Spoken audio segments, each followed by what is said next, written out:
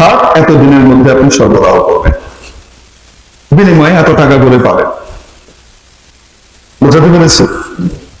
এখন গার্মেন্ট ফ্যাক্টরির মালিক উনি এসে দেখলেন, দেখার পরে সবকিছু ঠিকঠাক করে, কয়টা বোতাম, সামনে 6টা বোতাম, পকেট কয়টা, স্যার উপরে বাম দিকে একটা, কি কি কেমন কেমন আছে, এমন এমন আছে, যেভাবে দিয়েছে ঠিক সেভাবে বানাও, একটু যেন এদিক ওদিক না হয়, ঠিক সেভাবে বানানো হলো। এবং এই 1 লক্ষ পিস শার্ট মনে করেন আমেরিকাতে আপনি কি করলেন, এক্সপোর্ট করলেন, চলে গেল।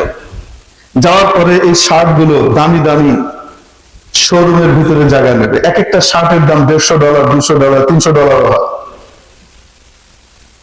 এই পরশুদিন, এর আগের দিন অস্ট্রেলিয়া থেকে একটা ছেলে এসেছিল, সে চলে গেছে, আবার পরশুদিন চলে গেছে। তো আমাকে বললো যে গেঞ্জি কিনি ওখানে, মেড ইন বাংলাদেশ, কি লেখা, অস্ট্রেলিয়াতে গেঞ্জি কিনি মেড ইন বাংলাদেশ, $100 দিয়ে কিনি, আমার দেশের কাপড়, করতে ভালো লাগে। এখন ধরেন অস্ট্রেলিয়ান ডলার 70 টাকার মতো, প্রায় 68-70 টাকা, আমেরিকান ডলার একটু বেশি। মানে একটা শার্ট ঠিকঠাক মতো হওয়ার কারণে, একদম যেমন স্যাম্পল দিয়েছিল সেই মতো হওয়ার কারণে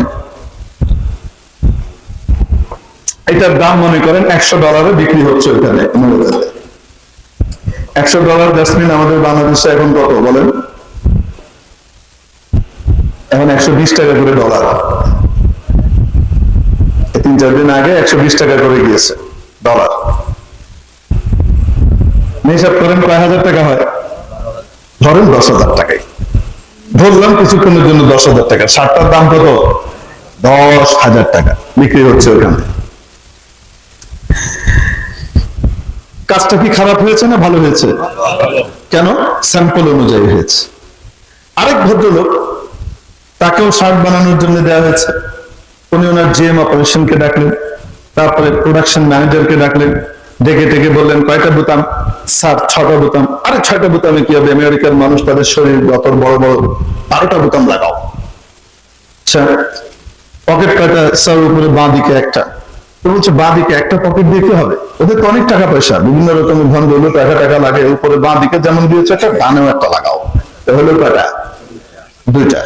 আবার চিন্তা ভাবনা করছে, তারা তো শুধু টাকা দিয়ে না, তারা তো ক্যাশলেস ভাবে চলাফেরার ব্যবস্থা করে, ট্রানজেকশন করে, তাদের তো debit card, credit card, visa card, এই কার্ড, এই কার্ড, বহুত কিছু রকমের কার্ড থাকে, আলাদা আলাদা পকেট থাকলে তারা খুশি হবে। উপরে যেমন 2টো লাগিয়েছিস, নিচে 2টো লাগা, হলো কয়টা?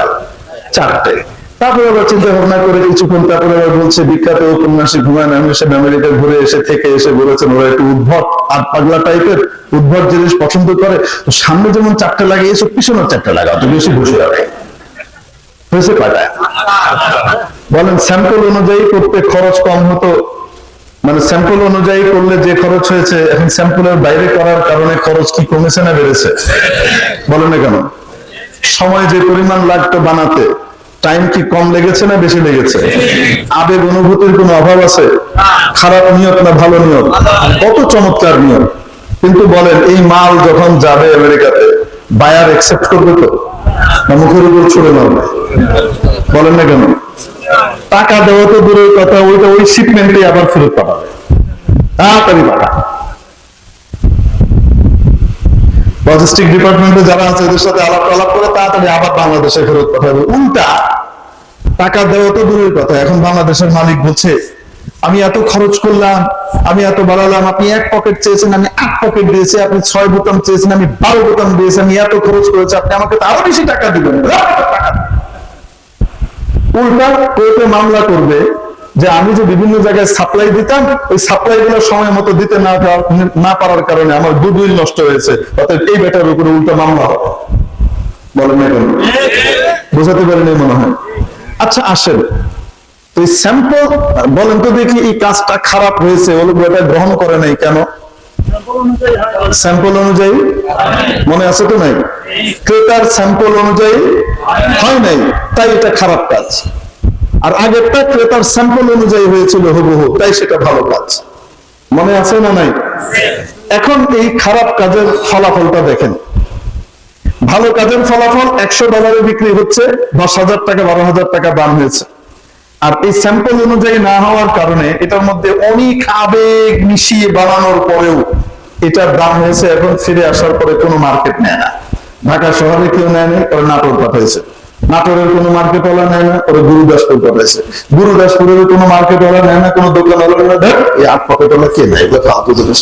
শেষ পর্যন্ত কোথায় গিয়েছে? ওই যে হাটের বাজারে মাঝে মাঝে দেখবেন বড় চাদর নিয়ে বসে, দেখেছেন? হ্যাঁ,